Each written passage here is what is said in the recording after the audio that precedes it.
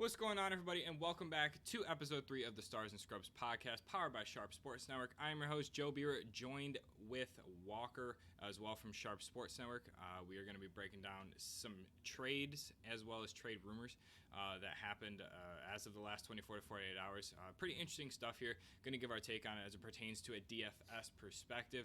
Super excited to do that. We really just want to take some time to go ahead and thank everybody for tuning into the podcast so far. I know it's a tough time out there. Nobody really wants to talk about sports unless it's actually happening, but we're just gonna digress here and continue to pump out some super sick content.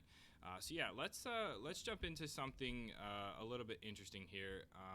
I say we talk about this one first. I'm gonna pop it up on the screen right here.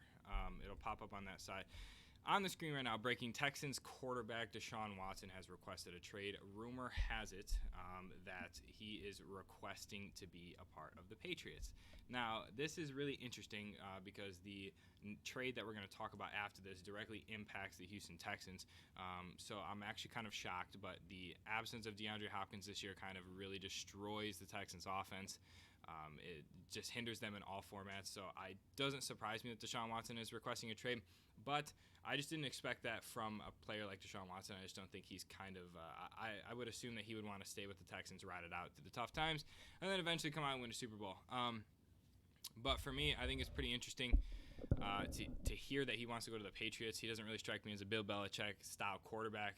What are your kind of takes on that? Because I think this is I just don't personally think Deshaun Watson's a good quarterback at all, and I'm going to get some flack for that. I just don't think he's a good quarterback whatsoever. So, I think Deshaun Watson's a great quarterback. I think I have a really unpopular opinion on a lot of this Texan stuff going on lately. I don't think he requested a trade. I don't think the Patriots think's true either because I don't think he requested a trade at all. I think he's looking forward to playing with the offense this year. I think that getting rid of DeAndre Hopkins was very, very stupid. I think that it was obviously a poor value for the Texans. That was a scrub trade for them. But in reality, they gave up D-Hop, a second-round draft pick, and a fourth-round draft pick in arguably one of the best wide receiver draft classes we've seen in probably this decade. And in return, they get DJ, they get Brandon Cooks, they get a second-round pick, and then they get some future middle-round draft picks in the next couple of years. They have probably the most volatile offense in the NFL in terms of staying healthy. Deshaun Watson obviously has been injured multiple times already in his young career. You get Brandon Cooks, who's had, I think, a concussion every year for like the last 5 years. And even if it was undiagnosed, he's probably still had more. And then you also have Will Fuller, who we all know is probably the most injury-prone player on the Texans offense still. Then we get David Johnson, who has been injury-prone forever as well. So it's the true definition of a glass cannon team. I think if they stay healthy, I think that they could do very well. Obviously, you got a lot of deep threats in guys like Brandon Cooks, Will Fuller. And that you have a stronger running game with David Johnson, but that is contingent on everybody staying healthy. If Will Fuller goes down, then Brandon Cooks is going to see more coverage. If Cooks goes down, then Fuller's going to see more coverage. I'm not a big believer in guys like Kenny Stills. I actually prefer Kiki Kuti. I don't know what the whole deal is with his ankle and the coach not really wanting to play him as much this past season. Pretty interesting there, though. But regardless, the receiving core has got to stay healthy because without Cooks and Fuller to complement each other, you can't just have one of them. It is what it is, but there's just the ADOTs that Deshaun Watson's going to average this season are going to be insane. He's going to be throwing that ball at least 20 yards on average. I mean, he's just going to have so many deep threats with guys that are speedsters like Cooks and Fuller. I'm excited to see it, but I don't think he requested a trade at all, to be honest. I mean, even if he did request a trade or not, he doesn't belong on the Patriots. No, I agree. In my opinion, Deshaun Watson sucks. Like, I'm just gonna be honest. Deshaun Watson's a terrible quarterback in my opinion. He's a wannabe Russell Wilson. He has the wannabe arm of a Patrick Mahomes. He's not a good quarterback. We saw some flashes, I guess, in the playoffs last year. Crazy plays against the Bills, stuff like that in the playoffs. I just don't think he has that mentality. I was not a big believer of him at Clemson. I didn't really like him in the NFL. I don't know. He just doesn't. I don't think they make the playoffs this year. In my opinion, Deshaun Watson is just not an up to par quarterback in this league. And if the loss of DeAndre Hopkins doesn't hurt D-Hop, it only hurts Deshaun Watson. DeAndre Hopkins is going to be incredible anywhere. We know that. But for me, I think Deshaun Watson's not even going to be in the top 10 quarterbacks this year. This is a tell-all year without D-Hop there for the first time in his career. He doesn't have a top three, arguably top three wide receiver in the league to catch his ball. So it's a tell-all year for Deshaun Watson. I think he's a good quarterback, like you said, but regardless, this is going to be a make or break year in my opinion for him. He's still got a decent receiving core, definitely a strong one, but he doesn't have a guy that can catch anything that you throw at him. So it'll definitely be interesting to see how he performs without him. I'm just gonna be the guy who takes the hot takes on all this crap because one thing about Deshaun Watson, man, I gotta note it. I know he didn't play. I think he played like half of the 2017 season his first year, but his average attempts per game, he's thrown the ball like an average of 2+ times additional every single season. He averaged 29 attempts in 2017. He averaged 31 in 2018 and 33 in 2019. So if he keeps throwing the ball, if he throws the ball 33 times a game this upcoming year with those deep threats, it's going to be a very, again, volatile offense. He could throw more picks. I expect him to. But again, big yards, big touchdowns, explosive plays. It's probably going to be fun to watch. For me, I think, we'll talk about the offense if he stays with this next trade, but Kyle Fuller should see an uptick in receptions and overall usage. Will Fuller, yeah. But did I say Kyle Fuller? Yeah. No, I was going to say he's on the Bears. That's all you are. But, Will Fuller should see an uptick in targets, but I just don't think that the Texans even make the playoffs this year, even with the expanded playoff race and the added game to the extra season. Mm-hmm. I don't think they make it. Their division's a little tougher now too. So so let's up on the screen above. You're going to see what we're going to talk about next. Brandon Cooks acquired by the Texans. They take a massive salary tag along with him from the Rams, who paid him an enormous amount of cash to join that receiving core of Cooper Kupp and Robert Woods.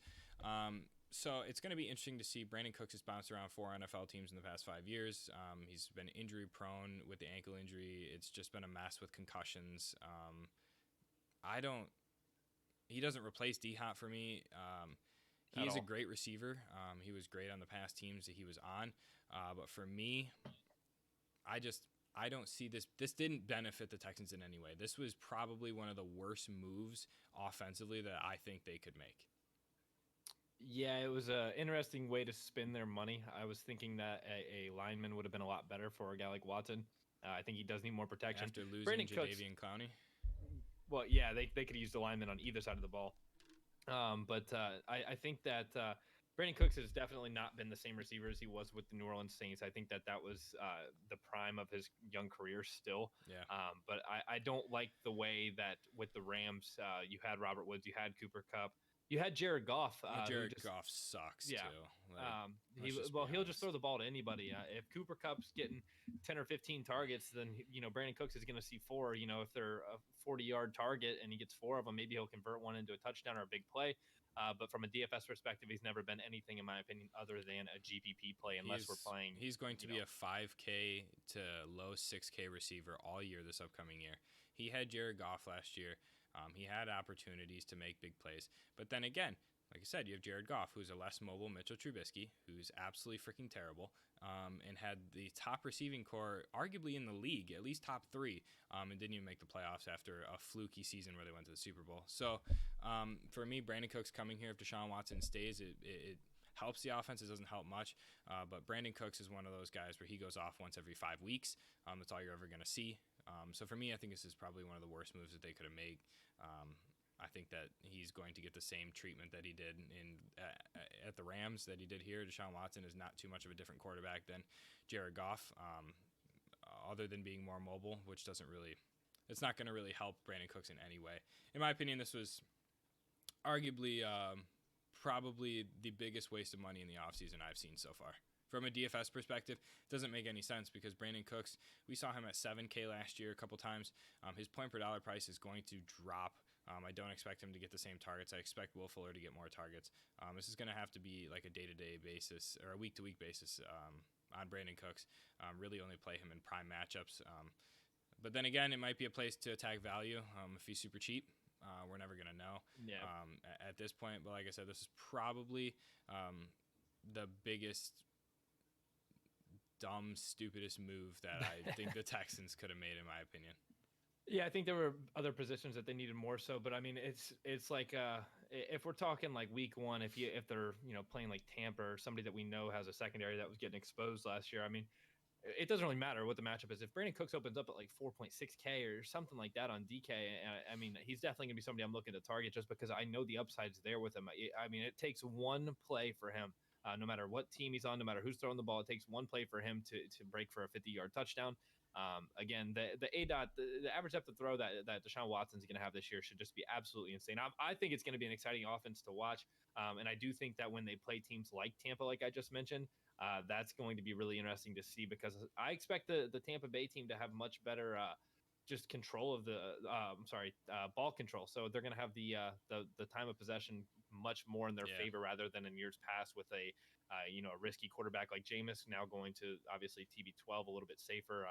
And just more, structured as an overall QB. So I do think that Tampa Bay might not give up as many points this year because the time of possession is going to be a lot more equal now moving forward. Well, those are talking about Tampa, so yeah. I mean, those are pretty much the two biggest trades that happened yesterday. Super interesting trades. Just wanted to kind of give our take on that for you guys. But we were talking about doing some different things here. We always play a game or two at the end of these just to kind of get some conversations going or a giveaway. We were talking about something before this. What we're gonna do is do a little bit of a what if on some crazy scenarios that we think are potentially possible to happen. Walker mentioned one to me prior to this, to us recording this. What if and what happens overall if Rob Gronkowski joins the Bucs? Yeah, so I think that we've all heard there's a lot of players that are looking to take pay cuts and do whatever they can to get to Tampa and play with Tom Brady. I kind of want to know who everybody thinks is going to be the most influential player, offense, defense, don't care. Most influential player the Buccaneers signed before the first day of the regular season. I don't care if it's a wide receiver, a tight end, a DB, a linebacker. There's got to be I just think there's going to be at least one more big name that joins this Tampa Bay team. Joe already knows that I think that I think it's AB. I think it's got to be AB, and I think AB too. But I like the Rob Gronkowski concept. I saw there was like a meme tweet about it earlier. It's not always a meme tweet. If Jason Witten can come out of retirement, so can Rob Gronkowski. Yeah. So what I'm gonna do is when I post this video on Twitter, I'm gonna go ahead and post a poll on Twitter as well. Go ahead and vote. Let's see. Let's just kind of get this sparked up. But the one thing I am interested to hear. From your opinion, we just talked about quarterbacks and receivers. Who, in your opinion, is going to be like your top 3 quarterbacks this year? Top 3 fantasy quarterbacks this year? Yep. Well, you're probably gonna hate the first one. Deshaun Watson's definitely gonna be my top 3 this year. I think that he's definitely got a lot of upside there. So I'm definitely gonna go with Deshaun Watson.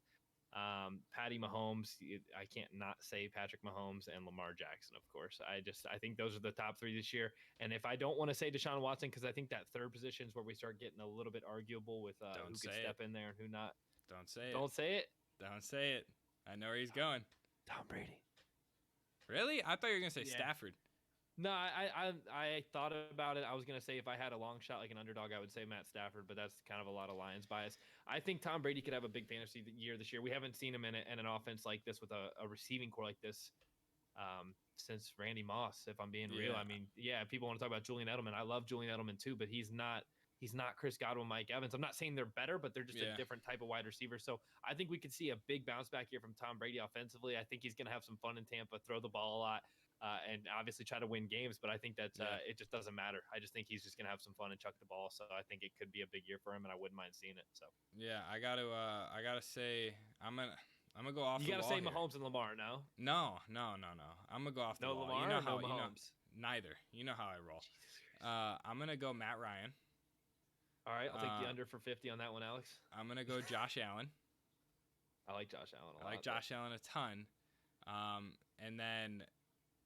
I don't know. Part of me wants to say Nick Foles.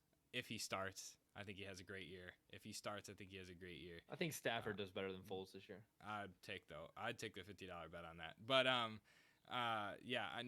give you Lamar Jackson. So I think Matt Ryan has a great year with Julio and Calvin Ridley. I think they're just the addition of Todd Gurley really helps. And then I think that Josh Allen with the addition of Stephon Diggs really helps as well. I think it's gonna be a great year for Josh Allen passing wise. I think it's gonna be one of the most underrated quarterbacks this year. Going into the year, I think it's gonna be great. So I mean, what I want to do down low in the comments, who are your top 3 quarterbacks fantasy-wise this year? Walker said Deshaun Watson, Pat Mahomes, and Lamar. I said Lamar, Josh Allen, and Matt Ryan. Who's the donkey and who's the genius? I have a feeling I know where all of the votes are going to sway. But, yeah, this was super fun. I really appreciate all the support we've been getting on all these videos. Going to just keep pumping them out. We got some baseball stuff coming out in the next few days. Hopefully some bigger news. And then some basketball stuff as well that we're going to talk about. Just want to get a feel for everybody's opinions on baseball and basketball potentially coming back in May, which is going to be kind of interesting. And then, what I do want to talk about next time on the next episode is basketball launching a horse league, and MLB launching an MLB The Show league, stuff like that, kind of what you think about it. And that's going to be for the next episode. But thank you to everybody for all the support. Really appreciate it. But yeah, anything else? No, that's it for me, man. All right. Peace out to everybody. Stay safe, and we'll see you for episode 4 in a few days on the Stars and Scrubs podcast. Peace. Peace.